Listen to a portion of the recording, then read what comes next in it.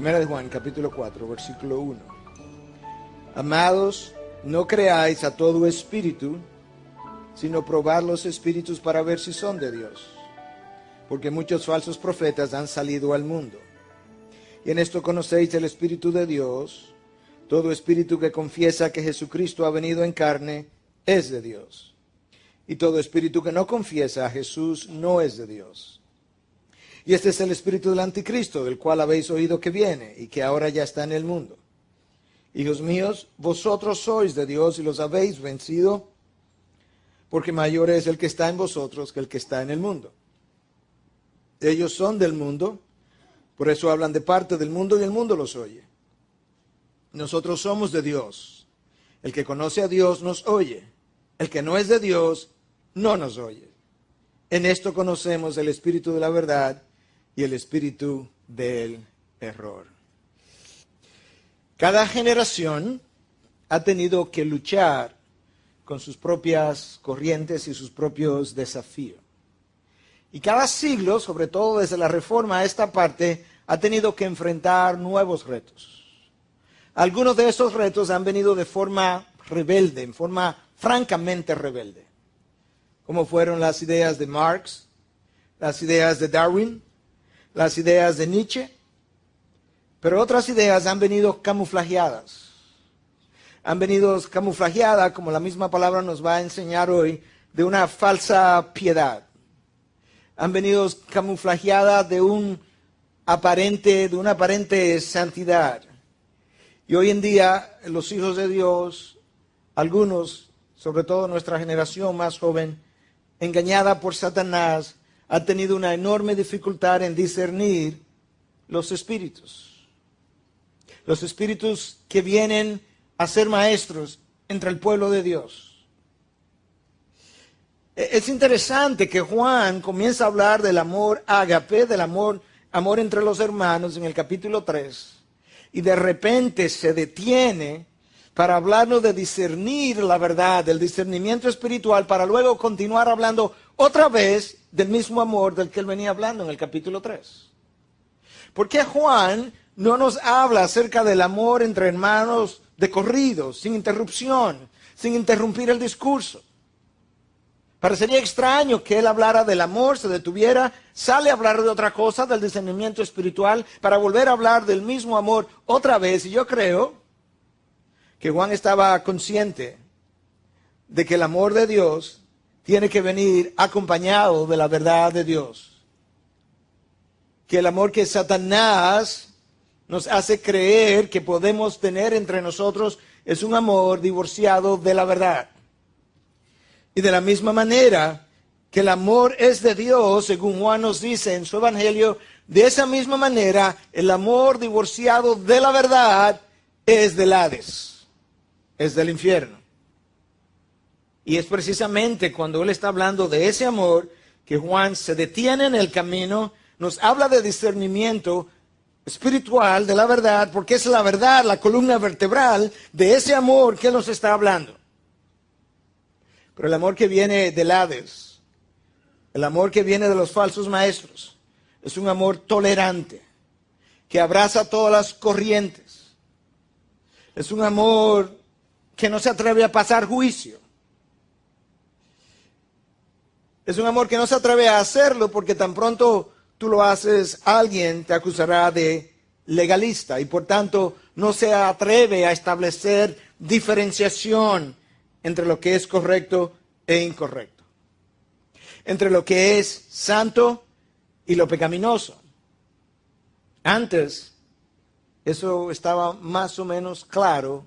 Hoy en día, bueno, eso depende. En el pasado no teníamos tanta dificultad en saber lo que era extraordinario de lo que era extraordinario de lo que es ordinario. Era más o menos obvio que lo extraordinario correspondía a Dios. De ahí las grandes catedrales. Si visitas la historia te darás cuenta que sus arquitectos querían representar la majestuosidad de Dios. Era obvio que lo extraordinario correspondía al plano de Dios y lo ordinario al plano de los hombres. Hoy en día no sabemos y por tanto pensamos y concluimos que la música que mueve la cadera es apropiada y que la usamos en la discoteca es asimismo apropiada para ofrecérsela a Dios.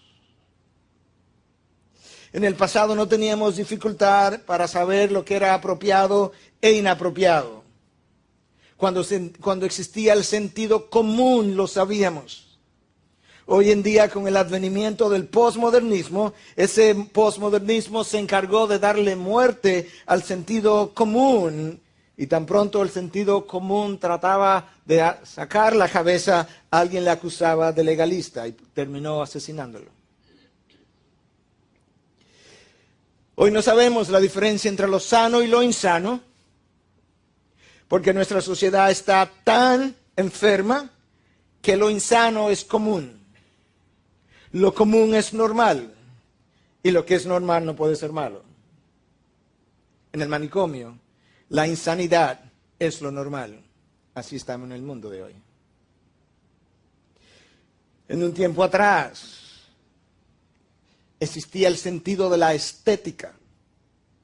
La estética era no simplemente mi opinión, era la rama del saber, era una rama de la filosofía por más de 2000 años. Nos tomó más de 2000 años encontrar que la estética no existe. La estética es aquella rama de la filosofía que entiende lo que es hermoso, apropiado, armónico, fitting, como dirían en inglés. Hoy en día no sabemos. Por desarreglado que algo parezca, nadie le puede llamar que no tiene estética. Si tú quieres saber lo que es la estética, tú te vas a la creación de Dios. Y tú miras las cebras y tú notarás que sus rayas no están a lo loco.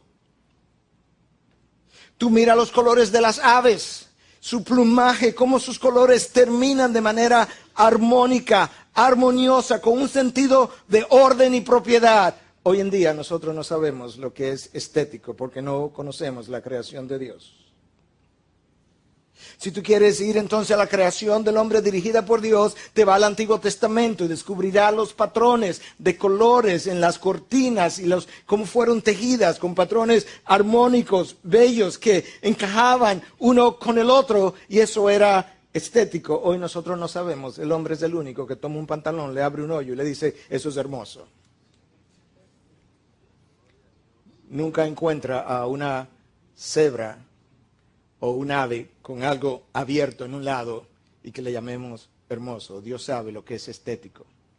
Y como yo tengo la imagen de Dios, se supone que yo debo saber, sobre todo ahora que tengo el Espíritu de Dios encima de la imagen de Dios que tenía al nacer, lo que es estético y lo que no es. Pero hoy no sabemos. Eso que yo acabo de describir es el espíritu del postmodernismo de nuestra sociedad, un espíritu de tolerancia, un espíritu que no se atreve a juzgar a los demás. Satanás conocía y conoce muy bien, si yo logro convencer a una generación de que lo amoroso, lo adecuado es tolerar, no juzgar en esas áreas que vengo describiendo, muy pronto lo habré convencido de hacer exactamente lo mismo con la doctrina, porque al final de cuentas lo que realmente importa es que tenga una relación con Dios.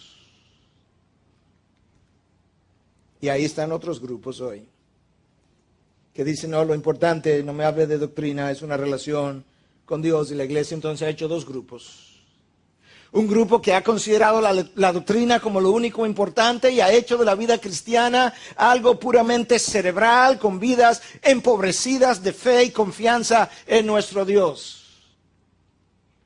Y otro grupo que ha tomado la experiencia del creyente y no le ha dado importancia a la palabra de Dios. Y al hacer eso, entonces, su barco se ha ido a la deriva porque lo que mantiene la barca en su lugar es el ancla, que es la palabra de ese Dios que la inspiró. Hoy en día, nosotros necesitamos recordar que detrás de toda esta falsedad y mentira está el espíritu de Satanás como orquestador. Juan conocía todo eso y por eso comienza este texto diciendo: amados, no creáis a todo espíritu, sino probad los espíritus para ver si son de Dios, porque muchos falsos profetas han salido al mundo. La palabra clave en ese verso, y es la palabra clave de todo el texto, es probad. La palabra en el griego es dokimazo. Y dokimazo implicaba, era una palabra que se usaba en la industria metalúrgica para probar los metales, las cualidades de los metales, para ver si este metal tenía la cualidad que debía tener una vez pasaba la prueba. El metal que más fue sometido a prueba por muchos años fue el oro, porque muchos fueron los engañados y los engañadores. Con el oro, precisamente, los primeros que llegaron a California se llevaron tremendo engaño, porque pensaron que todo esto que brillaba era oro y fueron engañados por aquellos que conocían lo que era y lo que no era. Y de ahí la frase: no todo lo que brilla es oro. Y de esa misma manera, entonces, nosotros necesitamos probar los espíritus. Juan nos dice, y cuando hablaba de probar los espíritus, no se está refiriendo a demonios. Aquí claramente nos habla de falsos profetas, falsos maestros que han venido al mundo. Y si muchos fueron los falsos maestros y profetas en aquella época, muchos más son ellos en el día de hoy. En la época de Juan, la controversia giraba en torno a los gnósticos.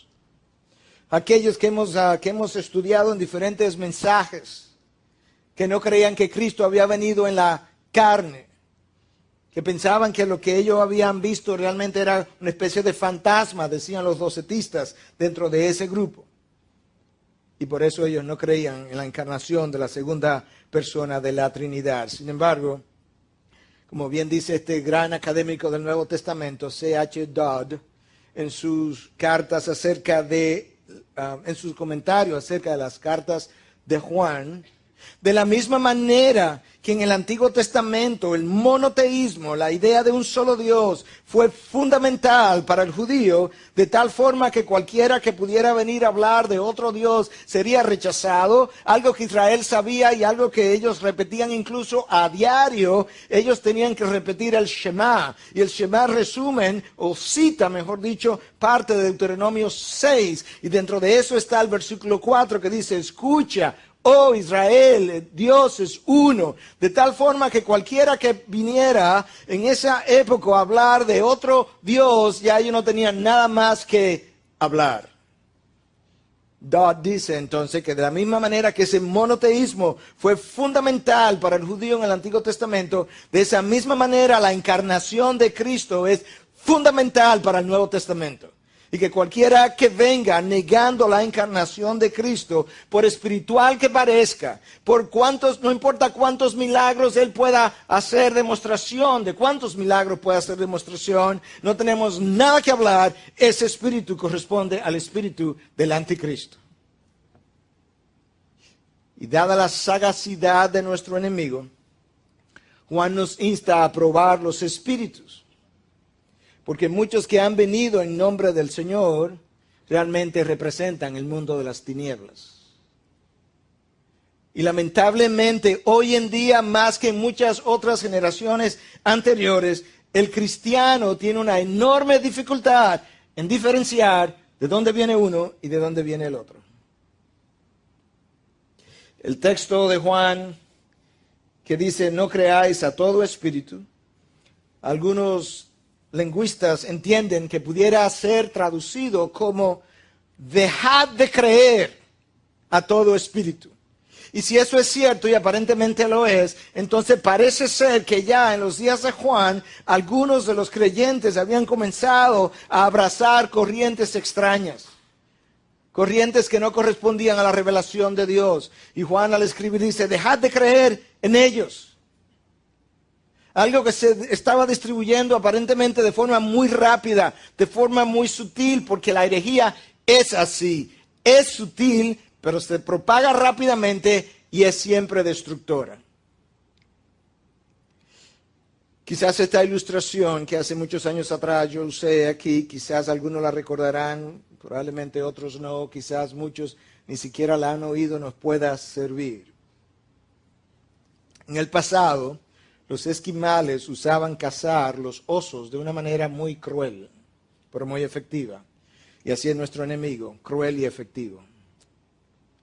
Los esquimales tomaban un cuchillo bien afilado y grande, lo cubrían de múltiples capas de sangre, lo frisaban, es el Polo Norte, lo clavaban en la nieve y cuando el oso venía, movido por el olor de la sangre, comenzaba a lamer el cuchillo. Las capas de sangre comenzaban a ser consumidas, el filo del cuchillo comenzaba a aparecer, la lengua era cortada y él, no sabiendo diferenciar entre su propia sangre y la sangre anterior que cubría el cuchillo, terminaba con su lengua destrozada y desangrado hasta la muerte. Satanás ha tomado la verdad de Dios, la ha distorsionado, le ha dado filo a la distorsión, la ha cubierto de cosas que a nosotros nos gustan y nos atraen, la ha sembrado en medio de la iglesia y sus hijos han comenzado a lamer la mentira de Satanás y han comenzado a cortarse a sí mismos y han comenzado a sangrar y no se están percatando, no se han dado cuenta, no han diferenciado cuál es su sangre y cuál es la que el enemigo usó para cubrir la verdad ya distorsionada. Eso es lo que se convierte en cuchillo afilado, la verdad distorsionada de Dios. La nueva corriente en los días de Cristo era que en los días de Juan, era que este Cristo no había venido en la carne. Y es por eso que Juan insiste. De hecho, Juan abre su primera epístola con estas palabras. Lo que existía desde el principio, lo que hemos oído, lo que hemos visto con nuestros ojos, lo que hemos contemplado y lo que han palpado nuestras manos acerca del verbo de vida. Ese es el versículo 1. Y luego en el versículo 3, lo que hemos visto y oído, os proclamamos también a vosotros, para que también vosotros tengáis comunión con nosotros. Y en verdad nuestra comunión es con el Padre y con su Hijo Jesucristo. ¿Qué es lo que Juan está diciendo? Mi enseñanza no es nueva. Yo no estoy reinventando la rueda. Esto es lo que nosotros oímos de los labios del Señor. Esto es lo que vimos, esto fue lo que palpamos. Y eso mismo es lo que estamos tratando de transmitir, de tal manera que eso que oímos del Señor nos dio comunión con el Padre y con el Hijo Jesucristo. Y si vosotros escucháis y aceptáis la misma instrucción, entonces podréis tener comunión con nosotros y nuestra comunión con el Padre y con el Hijo. De tal forma que la iglesia hoy en día necesita recordar que nosotros no existimos en un vacío, nosotros no existimos en una descontinuidad con el pasado. Nosotros, la iglesia de Cristo, forma un cordón conductual desde el día que nació hasta que entremos en gloria y nosotros tenemos que permanecer conectados a la verdad que fue desde el principio. No reinventar la iglesia hoy en día. El énfasis en lo que Juan está enseñando es precisamente la congruencia entre lo que Cristo enseñó y lo que Él está enseñando. La continuidad de una cosa con la otra. Y si la controversia era entonces en términos de la encarnación de Cristo, es lógico que Juan quiera asumir su defensa y él lo hace, y lo hace de una manera elegante, de una manera resumida y de una manera clara. En el versículo 2 y 3 del texto que yo leí al principio dice: en esto conocéis el Espíritu de Dios. Todo espíritu que confiesa que Jesucristo ha venido en carne es de Dios, y todo espíritu que no confiesa a Jesús no es de Dios. ¿Y cómo vamos a conocer la diferencia, Juan, entre el espíritu que es de Dios y el espíritu que no es de Dios? Bueno, por un lado hay una evidencia externa y es lo que ellos enseñan. Si estos gnósticos vienen a ustedes a enseñarle que Cristo no vino en la carne, entonces vosotros ya sabéis que esa enseñanza no proviene de Dios. Pero también ustedes tienen una evidencia interna, tienen algo en su interior que vino a dar testimonio de la verdad y testimonio del Hijo. Y eso que está en vosotros es mayor que el que está en el mundo. Versículo 4. Hijos míos, vosotros sois de Dios y los habéis vencido, porque mayor es el que está en vosotros que el que está en el mundo. Nota la confianza que Juan tiene en estos verdaderos creyentes. Vosotros sois de Dios, y como sois de Dios, tenéis la simiente de Dios, de la cual hablamos en los capítulos anteriores. Y es esa simiente de Dios la que ha venido a testificar del Hijo, a testificar de la verdad. Cuando Cristo iba a partir, Él nos dejó dicho en Juan 16, que su Padre y Él nos iban a enviar el Espíritu Santo, el Consolador, que Él nos guiaría a toda verdad. Y nos dijo algo más. Él tomará de lo mío y me glorificará. Cuando tú encuentras grupos ahora tratando de exaltar la persona del Espíritu Santo por encima de la persona de Cristo, tú sabes que esa enseñanza no es de Dios. ¿Y cómo lo sabes? Porque el Espíritu Santo vino a glorificar al Hijo. Vino a exaltar al Hijo. Vino a entronar al Hijo. Vino a señalarnos el Hijo. Vino a dar testimonio de la segunda persona de la Trinidad. Y ese es uno de los roles del Espíritu Santo, la exaltación y glorificación del Hijo de Dios. Para eso Él vino. Y Él está contento en hacer eso, porque esa es una de sus funciones. La otra función, respondiendo a la primera pregunta, ¿cuál es la función del Espíritu Santo en el Nuevo Testamento y en la vida del creyente? La otra función es precisamente dar al creyente la habilidad de discernir la verdad del error. Un discernimiento que es incrementado con la madurez del cristiano. De tal manera que el Espíritu que vive en mí, cuando escucha una verdad que viene de Dios, en el interior, Él dice amén a esa verdad. Mi carne pudiera querer rechazarla, el Espíritu de Dios sigue diciendo amén. Y cuando el Espíritu que vive en mí dice amén y mi carne dice no lo recibo, el Espíritu comienza a acusarme desde adentro para que yo sepa que eso que yo acepté no viene de Dios y Él se rehúsa a aceptarlo. Porque para eso Él vino, para dar testimonio de la verdad y para rechazar toda mentira. Yo puedo tratar de negar la verdad de Dios, el Espíritu se rehusará a aceptarla. Y Juan nos deja ver algo de eso. Nos deja ver algo de eso en el versículo 6. Nosotros somos de Dios. Escucha ahora la evidencia de que somos de Dios. El que conoce a Dios nos oye. El que no es de Dios no nos oye. Oye, ¿qué más dice Juan entonces? En esto conocemos el espíritu de la verdad y el espíritu del error. El que conoce a Dios nos oye, se pone de acuerdo, dice amén a la verdad que enseñamos. Eso es obediencia y sumisión. El que no conoce a Dios no nos oye. Eso es desobediencia y rebelión. Entre la sumisión y la rebelión, tú conoces el espíritu de la verdad y el espíritu del error. Sumisión a la verdad de Dios, sumisión a su palabra.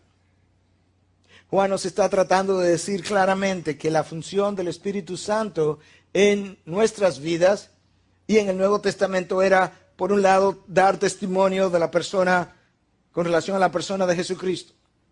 En segundo lugar, dar testimonio de la verdad, afirmarla, decir amén a ella. En tercer lugar, a darnos discernimiento para guiarnos a toda verdad y desviarnos y alejarnos de toda mentira. De hecho, Cristo le dijo a los apóstoles exactamente eso. Cuando el Espíritu Santo descienda sobre vosotros, Él les recordará todas las cosas que os he enseñado y os guiará a toda verdad. Para eso se los doy. O se lo doy. Es el Espíritu, no múltiples, uno solo. Y esa es la función, en gran manera, del Espíritu de Dios, de forma resumida, obviamente, en la vida del creyente, en su vida de santificación. En lo que me queda de tiempo, yo quiero responder la segunda pregunta que hicimos y luego aplicar esto de una manera extraordinariamente práctica a nuestros días para continuar este tema en el próximo mensaje, porque el tema del discernimiento espiritual tiene mucha tela para cortar. ¿Cuál es el espíritu del anticristo? Esta es la otra pregunta. Tenemos que definirlo para luego ver cómo funciona, cómo trabaja, cómo opera, cómo engaña, cómo desvía. Pero yo creo que cada uno de nosotros sabe que cuando se habla del espíritu del anticristo no se está refiriendo a un demonio en particular.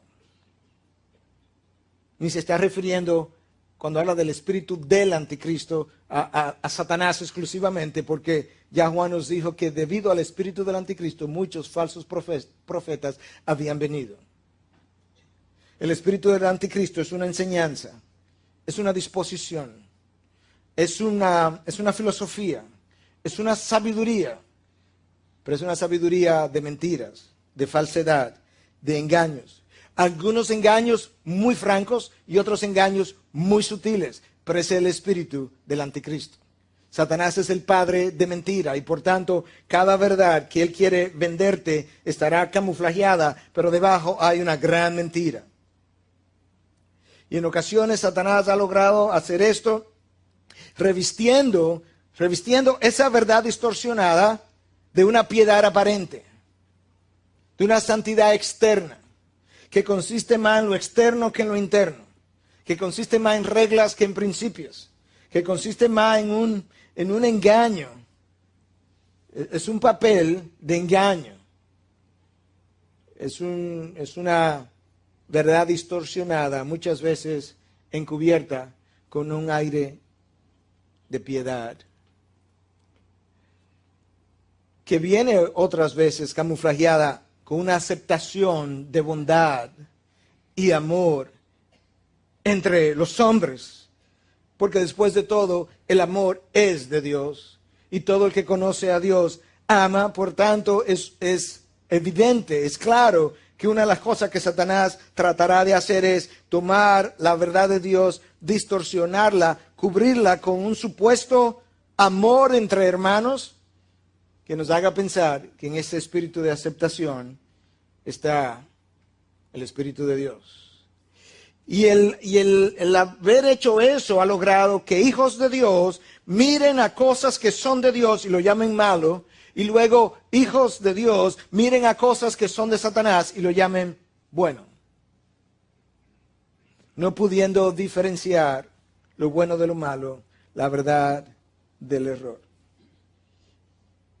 Conociendo nosotros que detrás de cada engaño no puede haber otro que no sea Satanás mismo. Creo que lo que Satanás mejor ha hecho, creo que su arma más mortífera, su arma más efectiva ha sido tomar la verdad de Dios, camuflajearla, diluirla, cambiarla en una pizca solamente, de tal forma que nosotros creamos que como se parece tanto a la verdad, debe ser la verdad y que nosotros entonces terminemos atrapados en sus garras. Eso es exactamente lo que ha ocurrido en nuestros días en el espíritu del posmodernismo que nació en el jardín del Edén. Te das cuenta que el posmodernismo no es tan moderno, es bien antiguo. El posmodernismo básicamente habla que las palabras en sí no tienen significado, cada lector tendrá que darle su propia interpretación. Y entonces Satanás viene a Adán y Eva y le dice, ¿con qué Dios ha dicho? No, realmente lo que él quiso decir, lo que sus palabras significaban, lo que pudiéramos entender a partir de lo que Dios reveló, es esto otro. Y le dieron entonces su propio significado. Y ahora la primera pareja, a quien Dios le había dado todo el mundo, después de él haber revisado toda su creación y declararla eminentemente buena, Dios los puso en medio de su creación para que la disfrutaran. Y Satanás viene a ellos, le distorsiona la verdad, ellos la compran, y cuando pecaron, sus hijos, sus descendientes, que no sabíamos lo que había ocurrido, concluyeron a partir de ese momento que como nuestros padres pecaron al tratar de disfrutar de la fruta prohibida, todo placer, cada disfrute, nos está prohibido y no es de Dios. Satanás ha querido engañar su iglesia. Y él ha diseñado a lo largo de la historia estrategias como estas. Y ha creado restricciones innecesarias de las cuales el apóstol Pablo habla en más de una ocasión de forma sumamente clara, de manera que nosotros los creyentes podamos tener mejor iluminación acerca de lo que es de Dios y lo que no es de Dios. Satanás fue a los creyentes de la iglesia de Galacia, los Gálatas, y fue a los creyentes de la iglesia de Colosas, los colosenses, y los engañó. Y Pablo tuvo que escribirle. Y tuvo que escribirle también a Timoteo.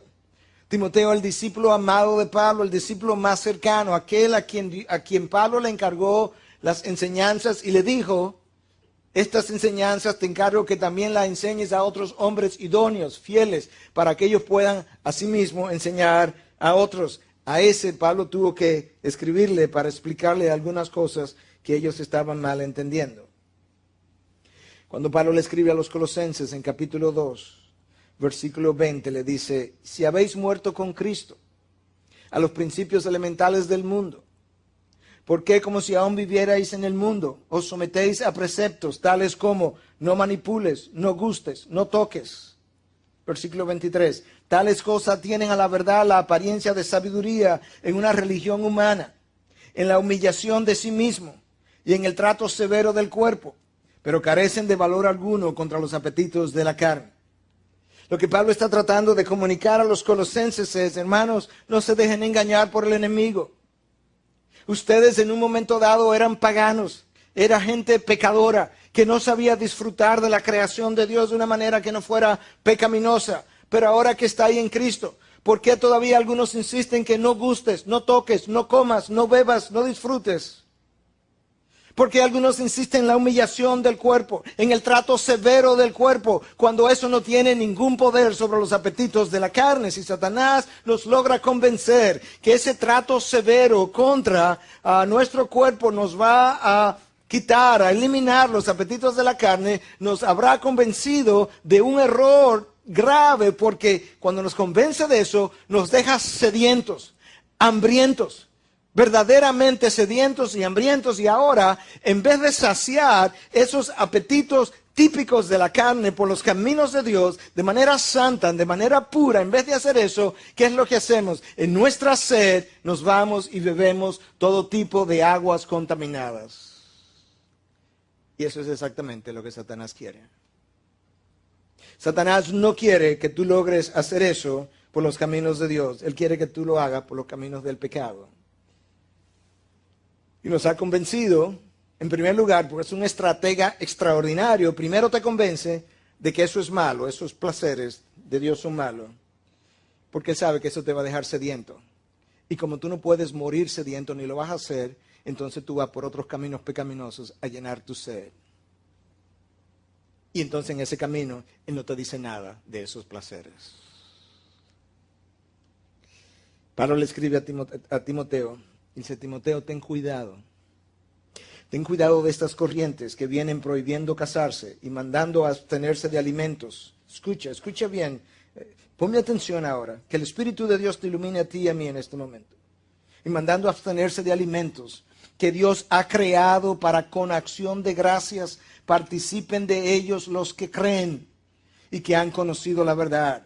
Escúchame ahora aún mejor, porque todo lo creado por Dios es bueno.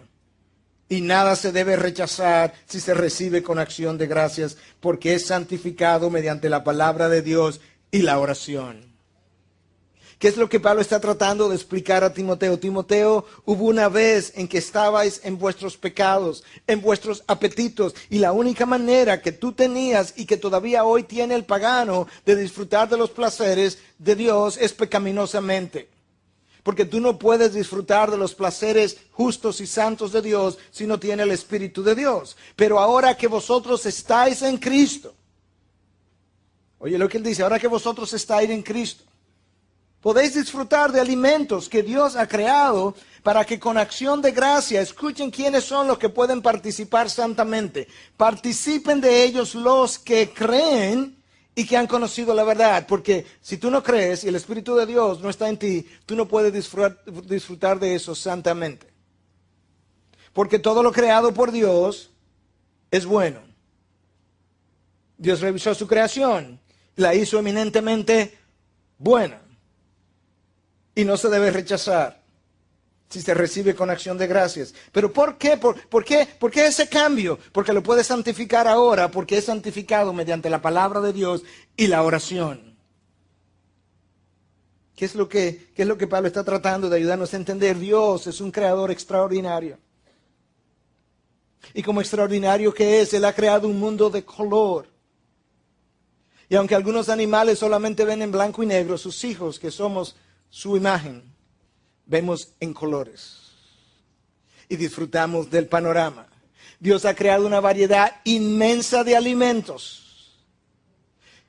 Pero no nos creó con una lengua como la de las vacas, que solamente le gusta la hierba todo el tiempo, una vez, todo el día. Sino que Él nos dio papilas gustativas que varían de un individuo a otro para disfrutar y descubrir toda la sabiduría detrás de lo que Él creó como alimento para los que creen.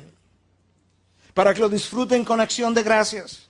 Y para que por medio de la acción de gracias y la oración y la palabra de Dios puedan santificar el consumo de los alimentos que hasta ese momento había sido hecho de una manera pecaminosa. Eso es lo que Pablo está tratando de comunicarnos. Nuestro Dios es un Dios versátil, es un Dios multicolor.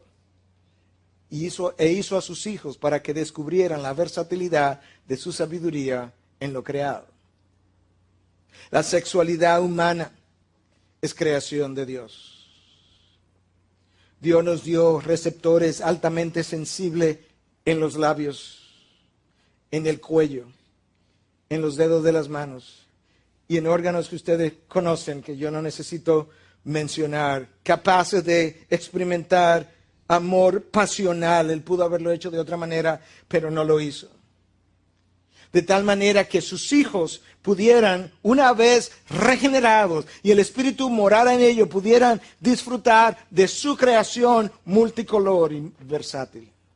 Y pudieran descubrir entonces, al experimentar esas cosas, pudieran descubrir, ciertamente este es un Dios sabio y extraordinario. Y ahí que Pablo dice, cuídate, Timoteo, de aquellos que vienen prohibiendo casarse y que te invitan a abstenerse de alimentos que Dios ha creado para que con acción de gracias participen de ellos los que creen y que han reconocido la verdad, porque todo lo creado por Dios es bueno y nada se debe rechazar si se recibe con acción de gracia, porque es santificado mediante la palabra de Dios y la oración. C.S. Lewis fue un gran pensador cristiano, brillante, con una percepción de cosas que pocos han tenido, muy pocos. Y esa es la razón por la que mucha gente continúa yendo a Lewis a beber de su fuente. En febrero, al principio de febrero del mes pasado, estuvimos en la conferencia de pastores de John Piper. Y Piper decía que la persona que más ha influenciado su vida, sin lugar a dudas, es C.S. Lewis. Quizás después de Jonathan Edwards, pero ni siquiera estaba seguro. Lewis escribió unas cartas que ustedes me han oído citar, The Screwtape Letters.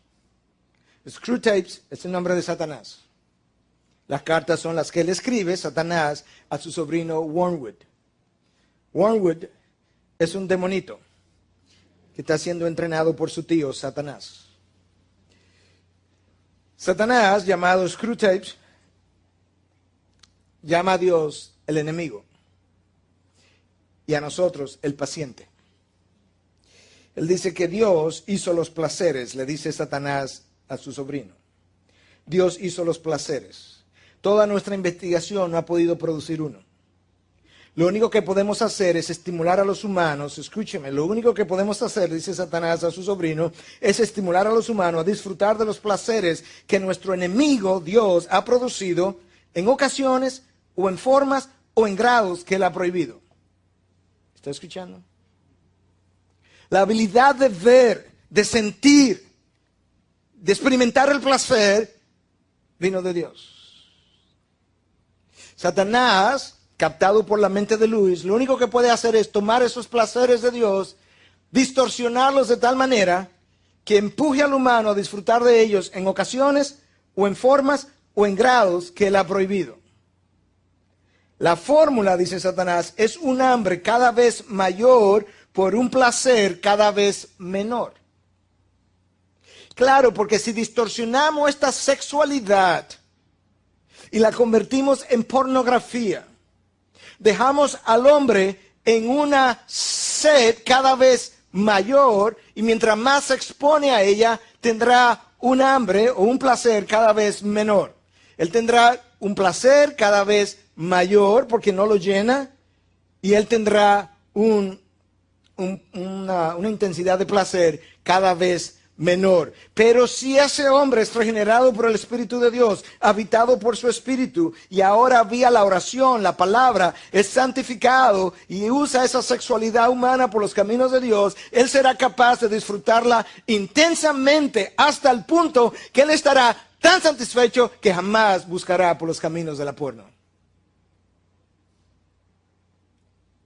Eso es como Satanás nos ha engañado. Luis agrega, Dios ha llenado su mundo de placeres.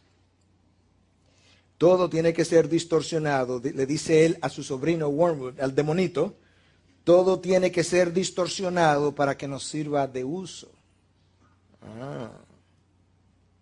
Miremos el patrón de Dios, engañemos al hombre. Engañémosle diciéndole que él no puede sentir placer, ni satisfacción. Eso lo dejará hambriento y sediento. Y ahora entonces buscamos otra estrategia por aquí que lo seduzca a la pornografía porque él está sediento y él necesita tomar aguas contaminadas.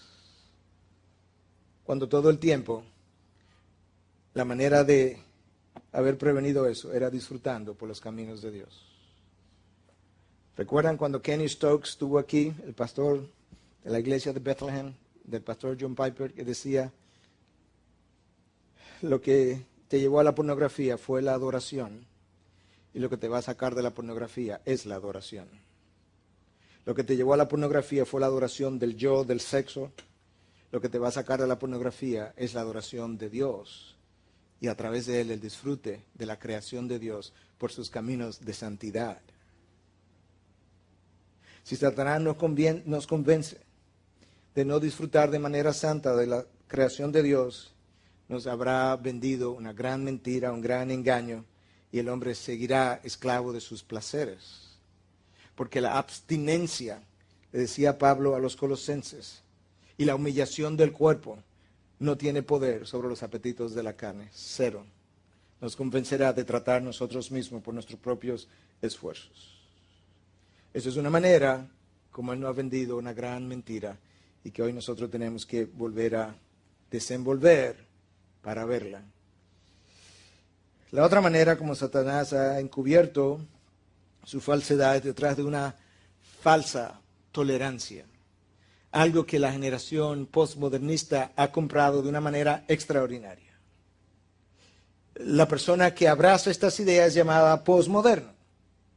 Y el hombre postmoderno entonces, él, cuando tú le preguntas de lo que es moral o inmoral, bueno o malo, él dice que él no sabe porque la moral depende de cada quien. Cuando tú le preguntas al hombre posmoderno, entonces, ¿tú piensas que lo que Hitler hizo fue malo? Bueno, realmente yo no estoy de acuerdo, pero yo no puedo decir que está malo. Entonces, ¿cómo tú lo juzgas? Bueno, no estoy de acuerdo. Quizás no fue lo que debió haberse hecho. Pero yo no puedo decir que eso está mal, que está bien, que algo es feo, que algo no es de gusto, porque es una cuestión de opinión de cada quien. O sea, no hay nada moral o inmoral, no hay nada. Satanás dice, ok, agarramos al inconverso. Pero el inconverso siempre lo teníamos de la mano. A quien queremos es al creyente. De manera que primero tenemos que convencer al inconverso de su cultura, en medio de la cual el creyente vive, porque el creyente terminará abrazando su cultura también. De manera que comencemos por la cultura y Satanás tiende sus tentáculos y hace esto, abraza la cultura en medio de la cual está la iglesia y comienza a apretarnos juntos con la cultura y ahí entonces nosotros morimos apretados. Es como la serpiente, que cuando acecha a su presa comienza a acercarse lentamente. Y viene por la periferia. Y eventualmente se va acercando hasta que lanza su mordida mortal y luego la sofoca. Eso es lo que Satanás ha hecho con la iglesia de hoy. Y ahora lo que tú tienes dentro de la iglesia es un posmodernismo evangélico. Porque la iglesia, claro, el creyente no va a decir que no existe lo moral o inmoral. Él no se atreve a decir eso porque él sabe que existe lo moral y lo inmoral. Pero cuando tú le escuchas hablar, sus frases son idénticas a la del posmoderno de la cultura. Porque tú le preguntas al creyente de hoy en día, sobre todo nuestra generación joven, si hay algo apropiado o inapropiado. No, si eso no está explícitamente prohibido en la Biblia, yo no puedo decir que es inapropiado. ¿Ok?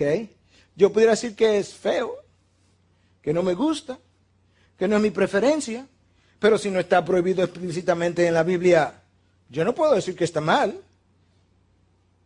Really? Verdaderamente. No puedo. Satanás dice, ok, ya lo tengo. Primero lo convencemos a ese nivel, y luego seguimos apretando los tentáculos, y pronto lo convenceremos también de que la doctrina tampoco importa mucho. Que lo más importante es una experiencia con el Dios a que ellos adoran. Pero primero tengo que debilitar sus defensas, y comienzo por ahí. No sabemos si algo es apropiado o inapropiado. Déjame darte algunas ilustraciones. En ningún lugar de la Biblia dice que está prohibido que estas personas aquí delante estén ahora mismo, mientras yo predico, comiendo hamburger con papa frita y una Coca-Cola. Pero tú sabes que no debe ser. En ningún lugar de la Biblia dice que mientras el pastor predica, él no puede estar masticando chicle. Como le iba diciendo, pues hermano, la palabra dice, yo no tengo eso prohibido, pero yo sé que no lo puedo hacer. Y usted también lo sabe. Y si lo niega, se está mintiendo usted mismo. Usted sabe que es inapropiado, sin ninguna prohibición de la Biblia.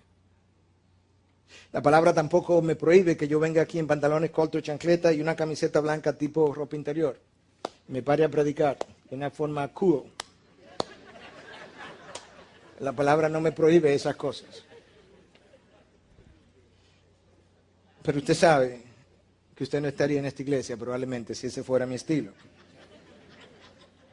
Me perdonan la expresión, pero la palabra de Dios tampoco me prohíbe eructar audiblemente en medio de un culto. Tratamos de reprimirlo.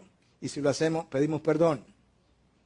Y la palabra en ningún sitio dice, no eructes en frente de la gente. Y sin embargo, yo sé de manera intuitiva que eso está mal. A menos que usted sea un postmoderno full, en cuyo caso usted ni cristiano es. La otra lógica es que aquello que ya pasó a ser parte de la cultura, como es parte de la cultura, ¿por qué no abrazarlo? Este misionero que mi esposo y yo conocimos al principio que llegamos al país, nos dice que fue a trabajar con un grupo en una ocasión, y él se paró a predicar. El primer domingo todas las mujeres estaban con sus pechos afuera. Esa era su cultura.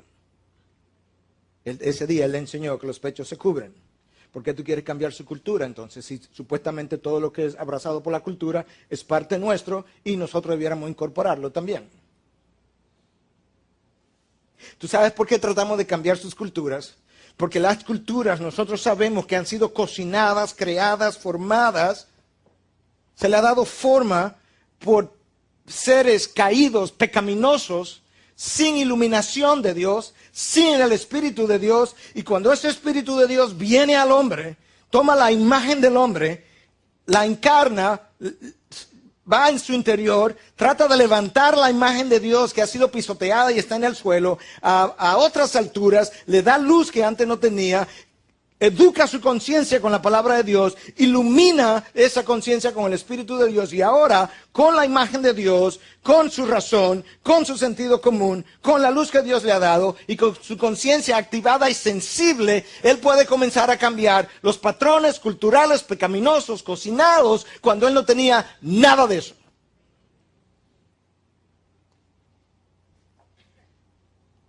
Pero como somos tan abiertos hoy en día, Mis palabras muchas veces caen en el vacío. La palabra de Dios en ningún sitio, yo estuve buscando esta semana, no podrás ir al carnaval. No lo encontré. Entonces, ¿puedo ir? Obviamente no. Ese es el mismo espíritu de la iglesia de Roma. La iglesia de Roma dice públicamente que aquello que es parte de la cultura debe ser abrazado por la iglesia y por tanto ellos tienen personas que se postran delante de estatuas, tienen personas que van a la fiesta de palos, tienen personas que van a todas esas carnalidades en todos los carnavales de los diferentes pueblos. ¿Por qué? Porque la cultura ya es parte de la gente y debe ser parte también de la iglesia. Y si Roma está ahí, el evangélico está inmediatamente detrás. ¿Quién tú piensas que está engañando al uno y al otro? Otros toman el otro extremo. Si no está en la Biblia, no lo creo. ¿Realmente? Me imagino entonces que Jesús no se bañó, porque no está en la Biblia.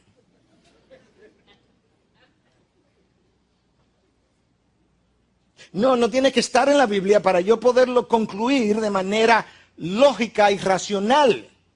Para algo Dios me dio la razón y el sentido común. Y Dios me dio una revelación que dice que Cristo es 100% hombre, 100% Dios. Y como Él fue 100% hombre, yo puedo intuir que como hombre Él sudó, se ensució y tuvo necesidad de bañarse. Y hay otro principio en la palabra de higiene que me dice a mí que Cristo no con toda probabilidad, con toda seguridad se bañó al igual que todo el mundo. La Biblia no tiene que decírmelo para yo, con el Espíritu de Dios y la revelación que se me ha sido dada, para yo poderlo concluir racionalmente y con apoyo bíblico también. Pero Satanás nos ha engañado de todas estas cosas y entonces tenemos estos polos. Y ahora nosotros no sabemos lo que es legalismo de biblicismo. La Biblia no dice que en los días de Cristo salía la luna. Pero yo sé que salía la luna y muero por esa verdad de que la luna salía en los días de Cristo. Tampoco dice que llovió. Alguien me decía después del culto, bueno, pero hubo una tormenta. Y yo dije, y entonces le digo para probar mi punto, digo, sí, pero no dice que llovió. Dice, bueno, pero es que en la tormenta supone que llueva. Bingo, eso es lo que yo quiero decir, que no tiene que decirlo para yo concluirlo.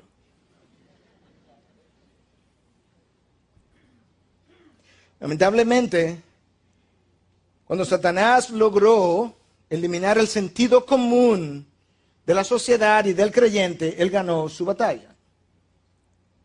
Y honestamente, cuando yo comienzo a hablar con alguien que no acepta el sentido común, mi conversación ha terminado. Porque uno de los funcionamientos más básicos de la razón es la acción, el actuar, el funcionamiento del sentido común de los hombres. Que le dijo al hombre todo el tiempo lo que era hermoso, armónico, estético, y lo diferenció de lo que era feo, desproporcionado, inapropiado. Que le dijo al hombre todo el tiempo lo que era conveniente, de lo que era permisividad, de lo que era posible, pero quizás no conveniente. Cuando tú no puedes aceptar el sentido común, hemos terminado la conversación. Y ahí es que Satanás tiene a la iglesia.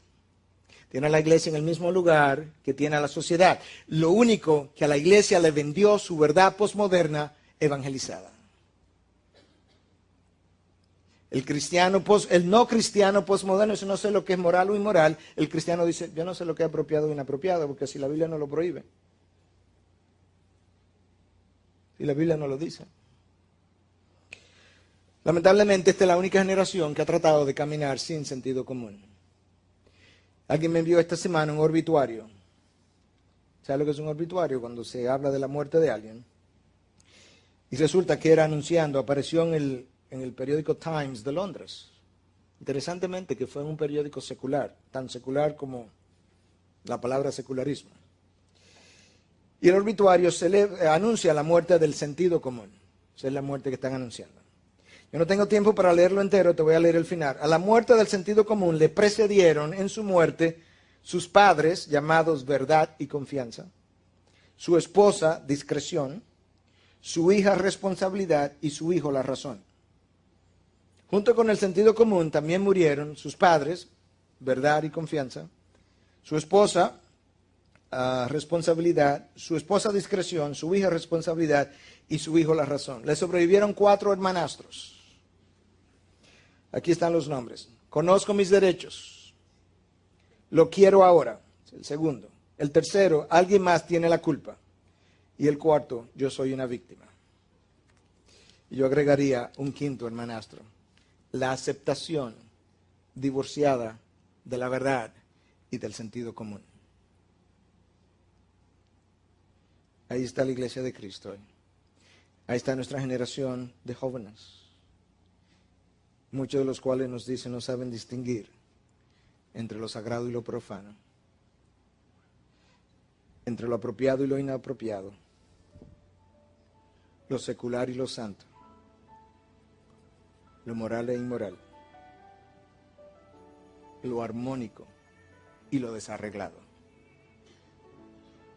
Para algo Dios nos dio su espíritu y nos dio una creación. Y ahora me dice, con mi espíritu iluminando tu mente, tú observas mi creación, su armonía, lo congruente que es, y tú descubres lo que es belleza y estética en mi diseño. Y orden y apropiado.